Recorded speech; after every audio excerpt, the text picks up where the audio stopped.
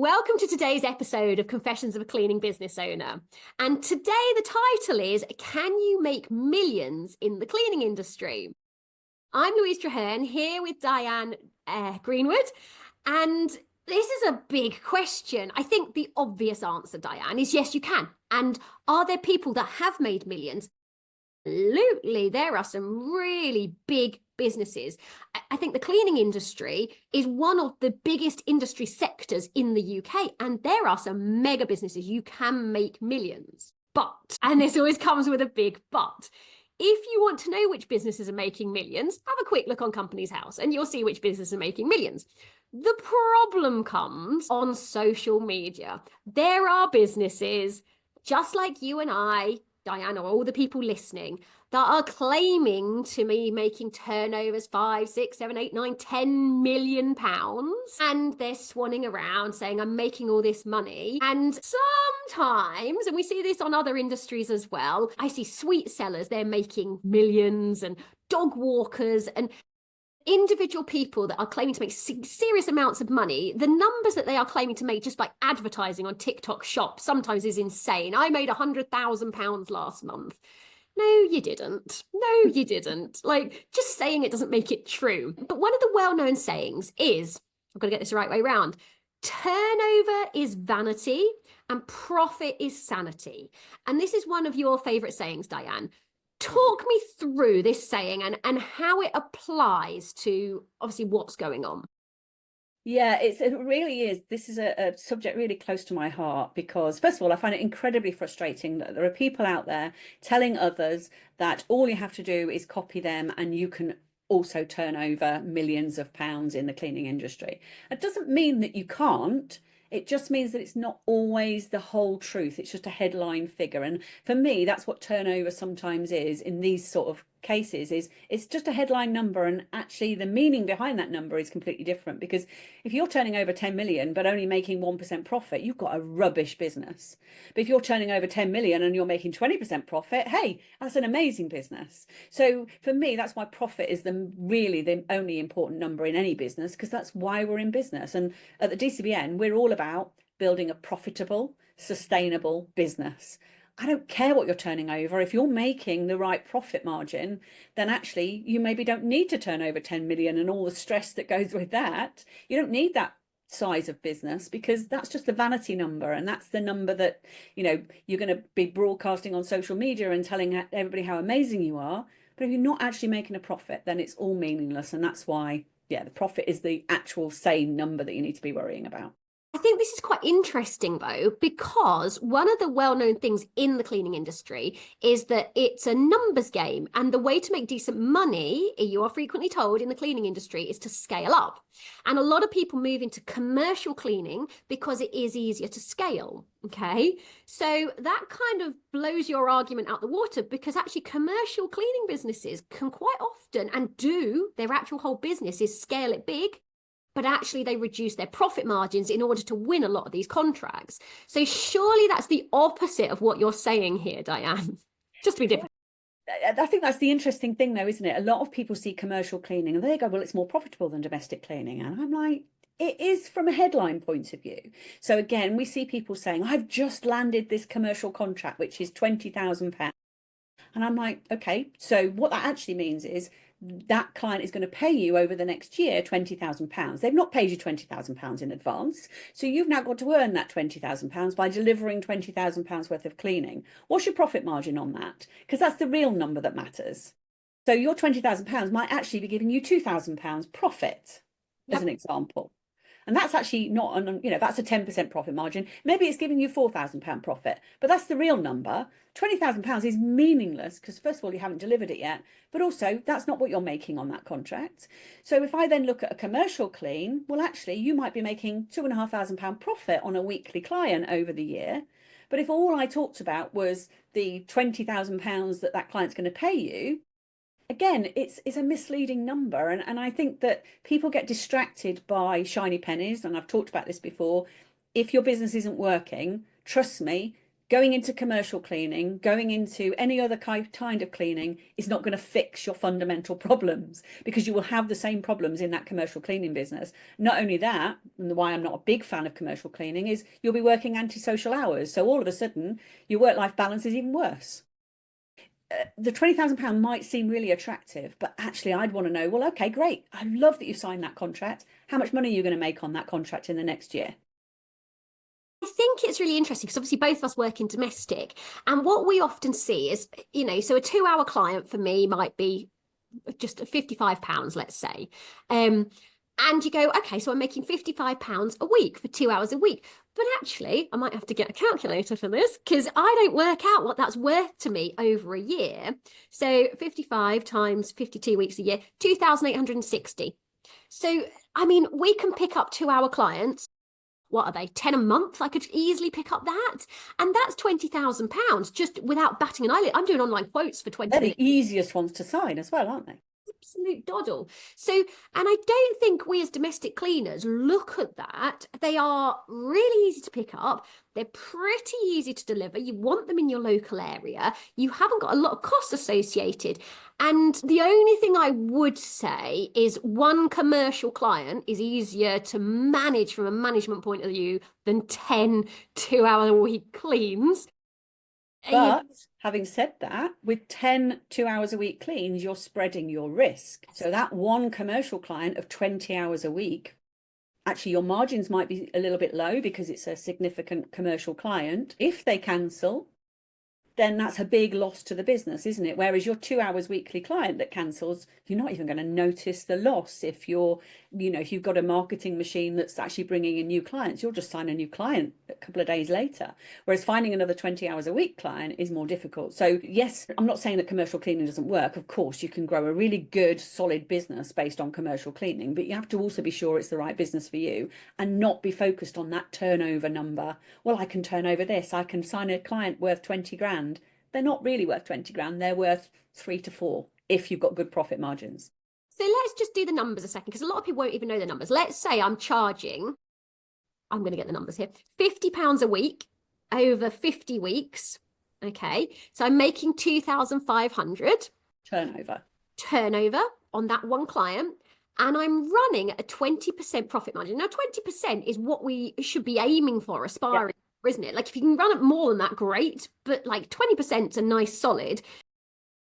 £100 a year profit. There you go. I'll help you out there. Thank you. I was about to do it on my calculator. I think I've got a degree in this, would you? But anyway, so £500 over the year. I mean, that's decent. You get 10 of those clients, which is not hard to do. And that's a lot more, £5,000 over the year, isn't it? I love how we're testing Louise's maths. I think I might go work for Trump at this rate. Anyway, so yeah, that's £5,000 a year profit. Now, if you did the cleans yourself, obviously you'd take an awful lot more. And that brings me on to another point. Okay, so we're talking profit.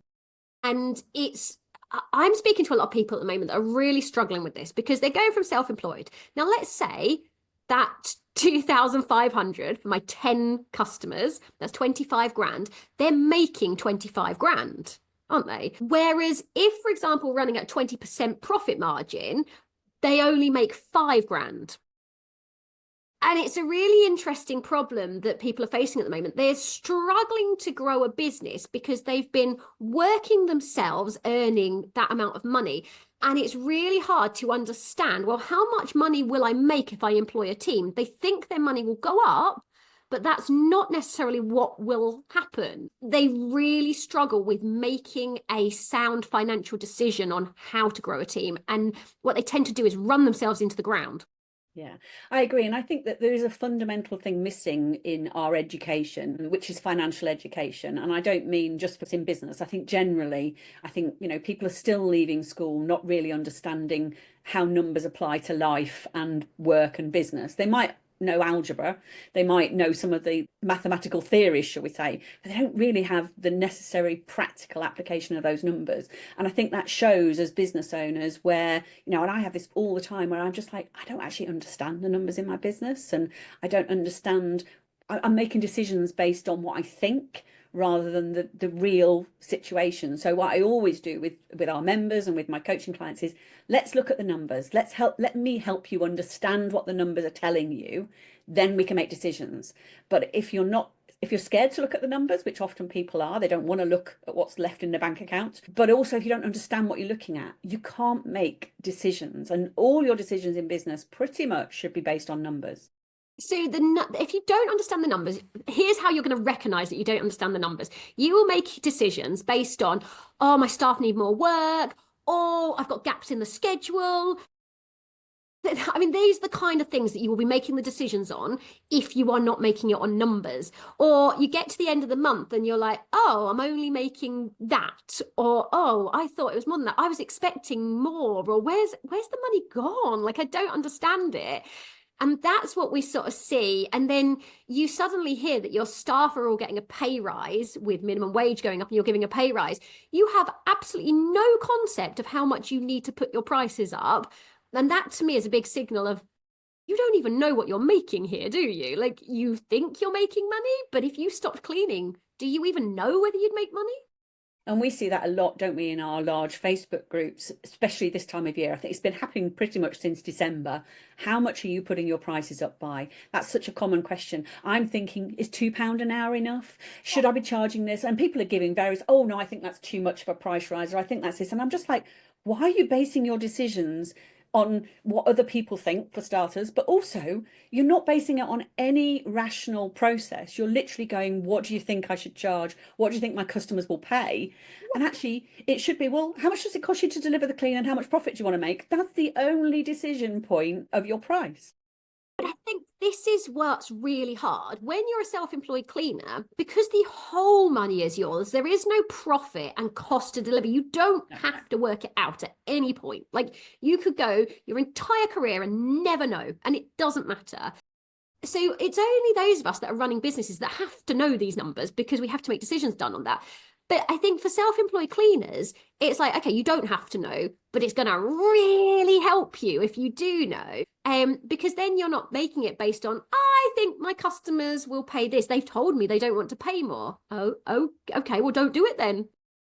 And I find this really hard with some people. And I say, look, your price needs to be, and I'm working with someone at the moment where I'm like, really, it needs to be 25, but okay, you only think you can get to 22, and oh, existing customers you can only put up to 20. And I'm like, okay, you are aware that if I play ball with you and we play with these numbers, we're going to be doing it every year consistently for the next 4 years for you to catch up to where you need to be. If you want to be running a big team, then great that you're a bit scared now, and I'll play ball and we'll just get it up to where I can get you to. But this isn't going to work. Yeah, and sometimes there's a bit of a mindset shift, isn't there, from a solo cleaner to building a team. Is, if you want to build a team, and you know, I'm happy for you to stay as a solo cleaner, just charge more and work less. Simple as that. It's a nice, simple solution. But if you want to grow a team, it starts with knowing the numbers, because if you don't know how much it's going to cost you to pay that team member to deliver that clean, and the insurance and the extra admin time and everything else that's going to go into that cost per hour now, then you're going to be making decisions based on the wrong data. So understand those financials. If you're going to go from a solo cleaner to having a team, if you don't understand the financials, you're setting yourself up for potential failure, or you're just going to end up overworked, overrun, and then wondering why at the end of the month everybody else gets paid apart from you. So you did a brilliant webinar, and I watched this and I was like, oh my gosh, you made it so simple, but still explain quite complex tasks. And it was called, was it called the 5 numbers you need to know? What was it called? It was a brilliant masterclass, made it really simple. And you literally broke down what people needed to know in a really simple way. You gave the equations and then you told them what to do with those numbers. And I was like, this is an absolute must watch for anyone. I normally recommend that one. And what is it? Free and low cost marketing ideas. So they're the 2. I'm like, just start on those 2. If we start on nothing else, just start those 2. Let's get the numbers and the marketing ideas for free. And then then you can grow, and let's start looking at quality and things like that. But yeah, those 2. And the only other one I would add is learn to quote.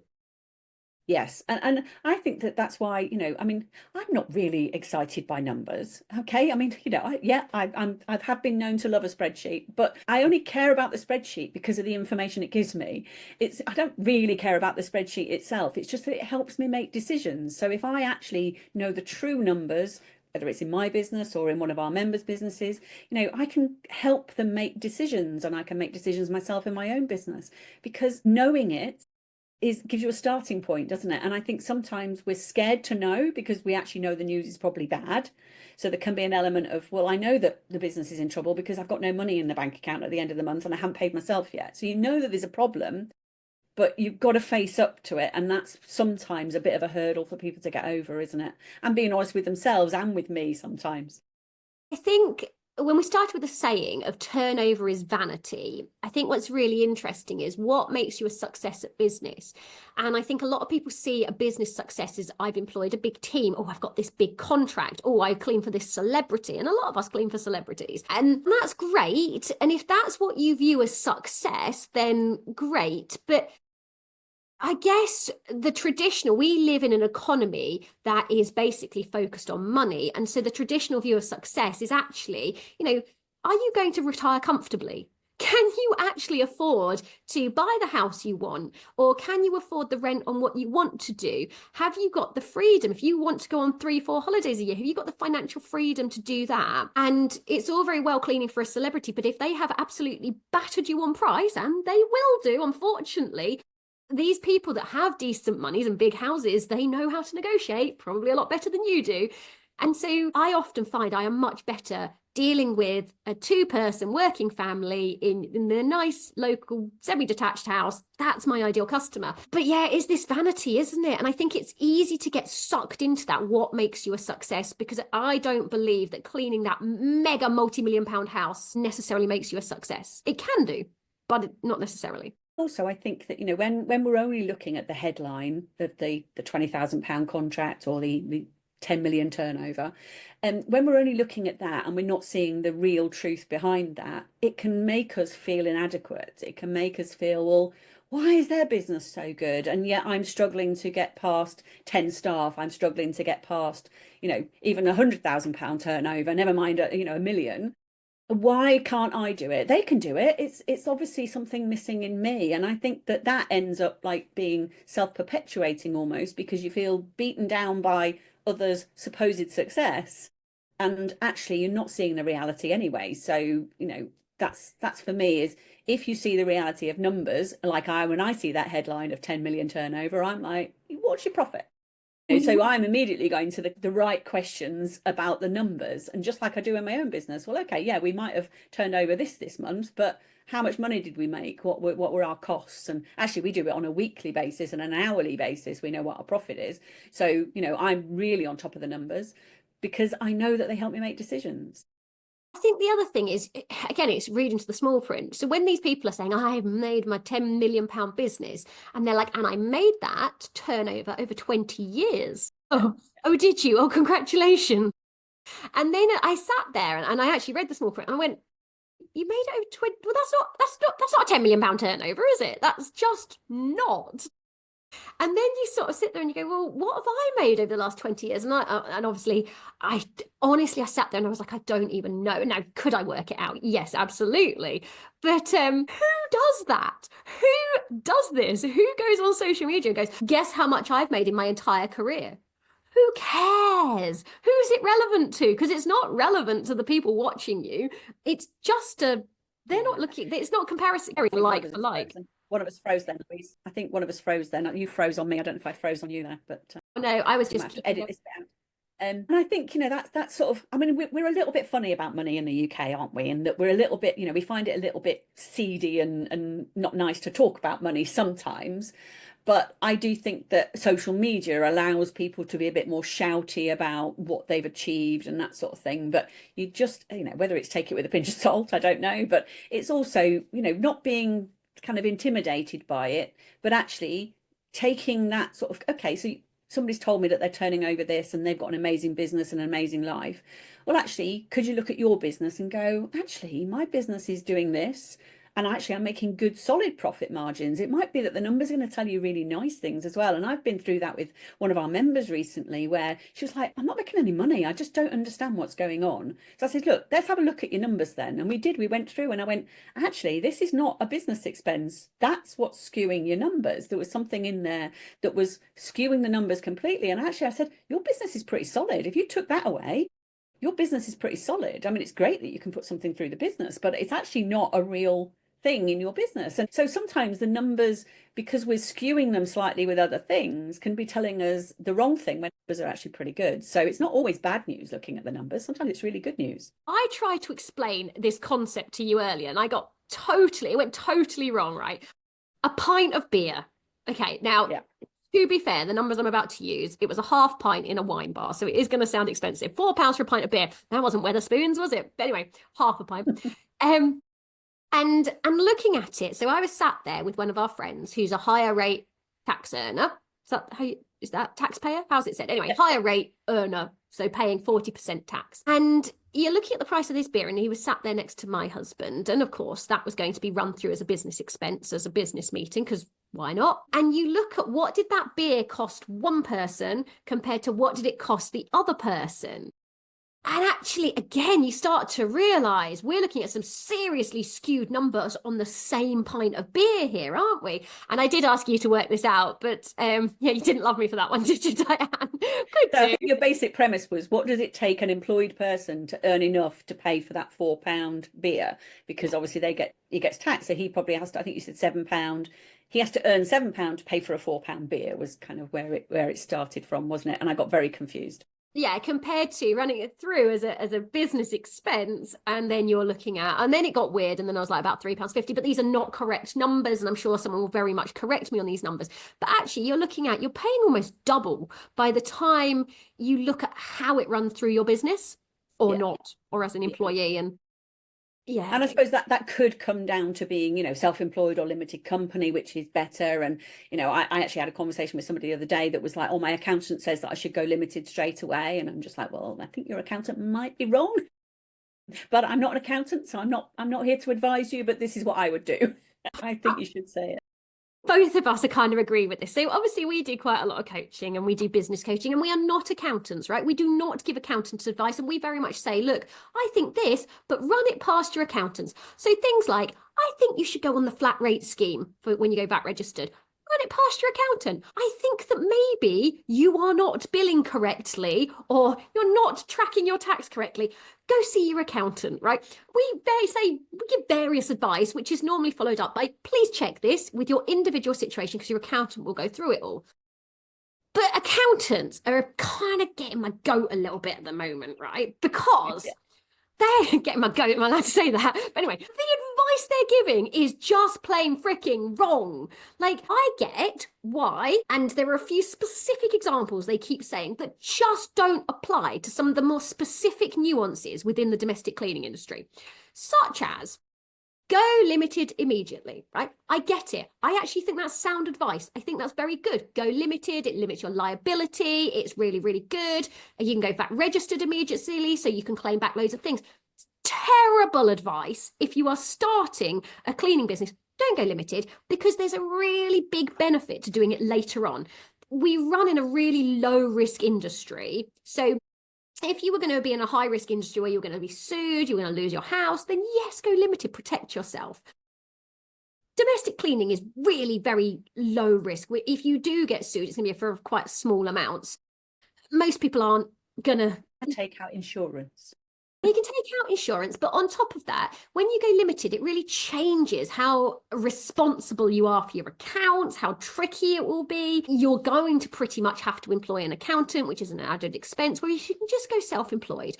Let's try it out. You might only last 6 months, right? It might not work out. Let's be realistic. So let's dip our toe in the water and do it gently, and you can have your 6 clients without having to go limited and have all those expenses. So I'm like, don't go limited immediately.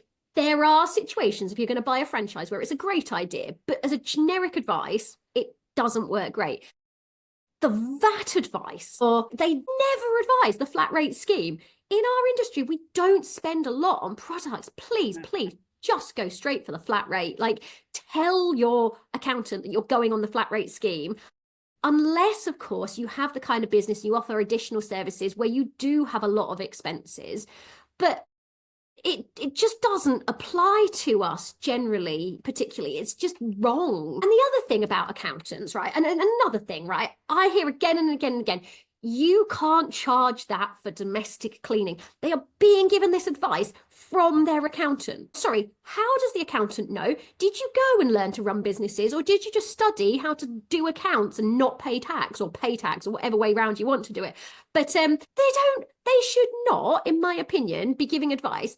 That being said, they're probably slightly better at it than most people, but they don't understand the industry and the nuances. And so it's really hard for us to come back and go, yes, follow all the advice your accountant says, apart from X, Y, and Z. And yes, you can charge that. Go out and try it, and stop taking business advice from an accountant that, if they were really good at business, would be running a good business, not staying in as accountant, which is what most of them do. And I feel. And I've done accountancy training. I know exactly what accountancy training involves. It basically involves looking at your numbers and doing a trial balance and a profit and loss account and a balance sheet. Now, there are accountants out there that will give tax advice and tax avoidance advice, which is perfectly legal. Evasion's not, but tax avoidance advice, absolutely, they're going to give you that too. But that's pretty much their numbers experience, shall we say. And I get really frustrated sometimes. And like you know, I'm a business coach. I'm not, although I am AAT qualified, I'm not an accountant. So I'm very careful that I do say, this is what I would do, but check it with your accountant and make sure you do it properly. But the worst advice I've heard recently from an accountant is somebody with a cleaning company in a limited company. The company is making good money and they've been storing up retained profit. So basically cash in the bank that's sat there. And their accountant is, well, no, you need to carry on paying yourself the minimum and the minimum dividend because you don't want to pay more tax. So they are living on a very, very low income, barely able to put the heating on over Christmas, and yet they are saving up all this retained profits in their limited company. And I'm just like, that's mad advice, because that is purely based on tax avoidance. Don't pay tax, but actually your living standard is ridiculous compared to what it should be. So ignore your accountant's advice and pay yourselves what you should be getting out of the business. Yes, you'll pay a bit of tax, but there's nothing wrong with paying tax. You only pay tax if you earn money. So sometimes they give really poor life advice because they're so focused on saving you tax. Do you know, I made this mistake. So I didn't need a lot of the money out of the business, so I left it in. Well, that's all great. And then they say, when you go and try and get a mortgage, don't worry, we'll take retained profits into account. No, you don't, they don't. They absolutely don't, because it was retained from like 5-6 years ago or whatever. So they don't take that into account. So honestly, don't bother. If you want to get a mortgage or buy a house or whatever you want to do with your money, you have to take it out at some point, and they're going to whack you with it if you do it in one go. So yeah, I learned that the hard way. And then pensions, like, I know they won't give you advice on pensions and whatever, but if you have got retained profits, one, and I learned this the hard way, put it in a high interest account. So you can take it and whack it in a high interest account. Yeah, I didn't do that for the first 10 years. That was a mistake. But anyway, I have is now. Pension fund as well, which actually reduces the profits of the business. The business pays less tax, and the government will give you a bit of kickback on the pension, and you're saving for your future. So there are benefits to that. So sometimes accountants are not financial advisors. If you want to, actual proper financial advice, then pay a financial advisor rather than your accountant. Your accountant is there to do your year-end accounts, maybe save you a little bit on tax, but they're not usually the best financial advisors out there. Again, I find this quite challenging because you don't want to go and pay. A financial advisor is expensive. I mean, especially if you're not making mega amounts, you don't want to go and spend thousands on a financial advisor. So you get, I don't know about other people, you get most of your financial advice from TikTok, right? Or Instagram, wherever you go. And which are like snippets, but they don't explain the nuances of it. So then you go, that's a great idea. And then you come and speak to us and we're like, that is not a good idea. That's a bad idea. But go check it with your accountant. And your accountant will then go, that's out of my remit. That's not what I do. I just do your company accounts. And then I can see why people get stuck, Diane. It's hard, isn't it? Yeah, and numbers are, they're kind of boring, aren't they? Everybody loves people and, going out and getting the sale and all this sort of stuff. And sometimes we're like, the numbers are the boring bit. I don't need to, the numbers will be fine. If I ignore them, they'll just everything will just tick along. But we only really take notice of them when we get into crisis, don't we? And it's like, okay, I've looked at the bank account, I'm going to struggle to pay the staff's wages this week. What the hell do I do? That's usually when the numbers suddenly come to the fore, because until then, you've probably been ignoring them. You're supplementing the business by going out cleaning, which is perfectly normal in the early days as you're building a team. Nothing wrong with it. But at some point, you're going to get into trouble because you're not keeping an eye on those numbers. And most importantly, not keeping an eye on a profit. You're just so focused on how many hours are we doing this week? How much are the clients paying me at the end of the month? How much am I paying my team? And you're forgetting that the most important number in a business, unfortunately. Have I got enough work to keep them happy? That is what we're focusing on. So on that, I mean, I went off topic a little bit there. Sorry, Diane, and everyone listening as well. I hope that's given you a lot to think about. Obviously, if you need more support, if you're a DCBM member, we're on hand. There's some brilliant masterclasses. Go chat to your accountant if you want to. If you could see me on video there was a slight eye roll, but go chat to your accountant. And actually, as much as I've said they're not always great, they will stop you making terrible mistakes. Yeah, absolutely. Thanks, Louise. Thank you, Diane. Bye-bye.